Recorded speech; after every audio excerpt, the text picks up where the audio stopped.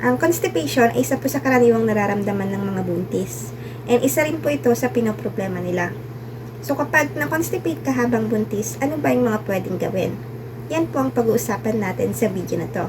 So kung interesado po kayo, please click the like button, pa-subscribe na rin, and keep on watching. Mga ilang reason po kung bakit prone sa constipation ng mga buntis.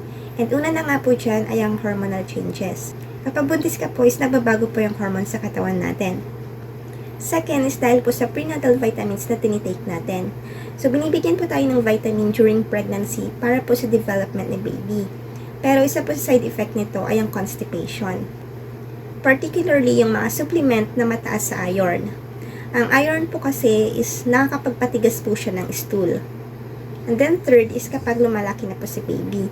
Kapag lumalaki na po kasi si baby is naiipit po yung bituka natin. And dahil po dito is nahihirapan pong dumalo yung mga pagkain natin.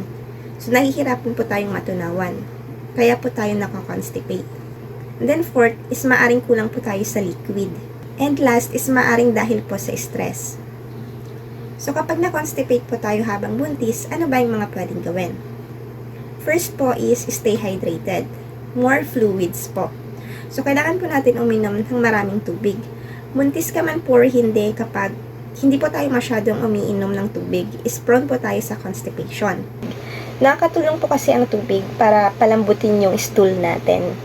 So, kapag hindi po nag-work sa inyo yung tubig lang, is maaari po kayong uminom ng mga fruit juice, gaya ng apple and cranberry.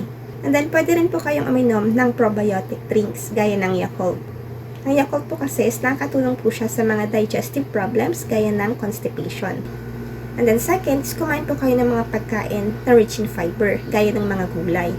Ang fiber po kasi is nakatulong po siya para mas madali tayong matunawan. Pwede po kayong mag-search online kung ano ba yung mga pagkain na rich in fiber.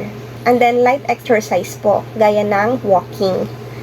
So itong mga light exercise po kasi is nakatulong po to para matunawan tayo. Pero bago po kayo gumawa ng any exercise is consult po muna ninyo yung doctor ninyo kasi iba-iba po yung pagbubuntis natin. So, meron po yung iba is maselan yung pagbubuntis. Meron yung iba is ina-advise na bed rest lang. So, kapag ganun is hindi po pwedeng gumalaw. Kaya, before po kayo gumawa ng any exercise is consult po muna ninyo sa doctor ninyo kung safe ba to sa inyo. And then, pagkain po ng smaller meals. So, kapag konti lang po kasi yung kakainin natin is mas madali po siyang ma-digest. So, kapag marami po kasing kinain natin is baka po ma-overload yung tiyan natin and mas mahirap po tayong matunawan. So, kapag nangyari po yun is na-constipate po tayo. So, I suggest na kumain po tayo ng konti-konti lang. Smaller meals lang po. And then last is maaari po kayong gumamit ng laxative or suppository. Pero bago po kayo gumamit ng mga laxative or pampalambot ng pupo, is consult po muna ninyo sa doktor ninyo kung safe po ba ito sa inyo. Dahil sabi ko nga po, iba-iba po yung pagbubuntis natin. And then kung nahihirapan pa rin po kayo, is magpa-consult na po kayo sa doktor ninyo.